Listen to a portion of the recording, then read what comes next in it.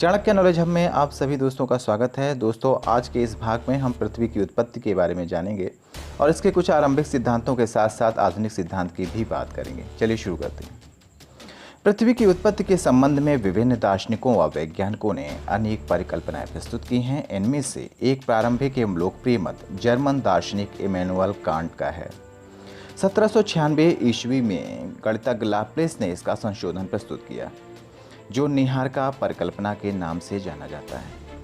निहारका परिकल्पना के अनुसार ग्रहों का निर्माण धीमी गति से घूमते हुए पदार्थों के बादल से हुआ, जो कि सूर्य की युवा अवस्था से संबंधित थे। बाद में 1900 ईस्वी में चैम्बरलेन और मोल्टन ने कहा कि ब्रह्मांड में एक अन्य भ्रमणशील तारा सूर्य के नज़दीक से गुजरा। इसके परिणाम स्वरूप तारे के गुरुत्वाकर्षण से सूर्य सतह से सिगार के आकार का कुछ पदार्थ निकलकर अलग हो गया। यह तारा जब सूर्य से दूर चला गया तो सूर्य सतह से बाहर निकला हुआ यह पदार्थ सूर्य के चारों तरफ घूमने लगा और यही पदार्थ धीरे धीरे संघनित होकर ग्रहों के रूप में परिवर्तित हो गया।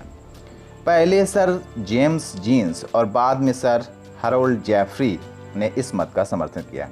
यद्यपि कुछ समय बाद के तर्क सूर्य के साथ एक और साथी तारे के होने की बात मानते हैं।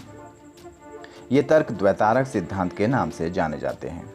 1950 ईस्वी में रूस के ऑटो श्मिड व जर्मनी के कार्ल वाइसजास्कर ने निहारका परिकल्पना में कुछ संशोधन किया, जिसमें विवरण भिन्न था।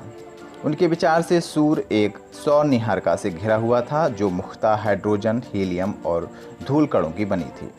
इन कणों के घर्षण व टकराने से एक चपटी तश्तरी की आकृति के बादल का निर्माण हुआ और अभिवृद्धि प्रक्रम द्वारा ही ग्रहों का निर्माण हुआ।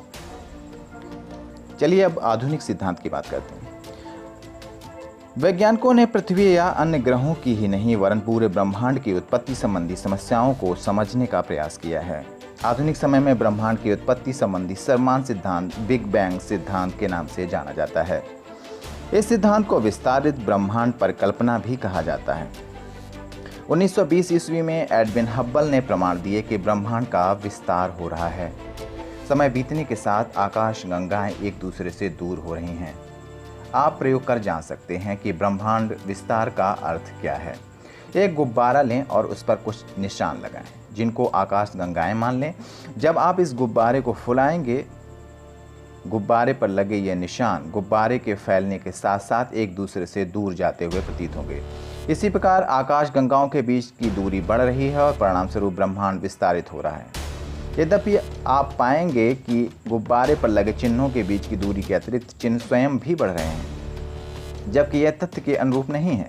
वैज्ञानिक मानते हैं कि आकाश गंगाओं के बीच की दूरी लगातार बढ़ रही है, परंतु प्रेक्षण आकाश गंगाओं के विस्तार को नहीं सिद्ध करते। अतः गुब्बारे का उदाहरण आंशिक रूप से ही मान्य है। आरंभ में वे सभी पदार्थ जिनसे ब्रह्मांड बना है अति छोटे गोलक के रूप में एक ही स्थान पर स्थित थे, जिनका आयतन अत्यधिक सूक्ष्म एवं तापमान एवं घनत्व अनंत था।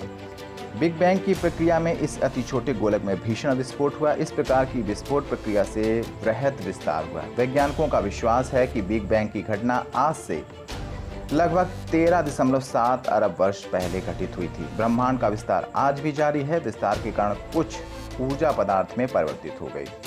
विस्फोट के बाद 1 सेकंड के अल्पांश के अंतर्गत ही बृहद विस्तार हुआ था। इसके बाद विस्तार की गति धीमी पड़ गई।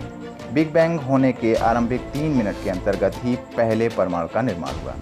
बिग बैंग से 3 लाख वर्षों के दौरान तापमान 4500 केल्विन तक गिर गया और परमाणुवीय पदार्थ का निर्माण हुआ। ब्रह्मांड पारदर्शी हो गया। ब्रह्मांड के विस्तार का अर्थ है आकाश गंगाओं के बीच की दूरी में विस्तार का होना। हॉयल ने इसका विकल्प स्थिर अवस्था संकल्पना के नाम से प्रस्तुत किया। इस संकल्पना के अनुसार ब्रह्मांड किसी भी समय में एक ही जैसा रहा है। यद्यपि ब्रह्मांड के विस्तार संबंधी अनेक प्रमाणों के मिलने पर वैज्ञानिक समुदाय अब ब्रह्मांड विस्तार के ही पक्षधर है।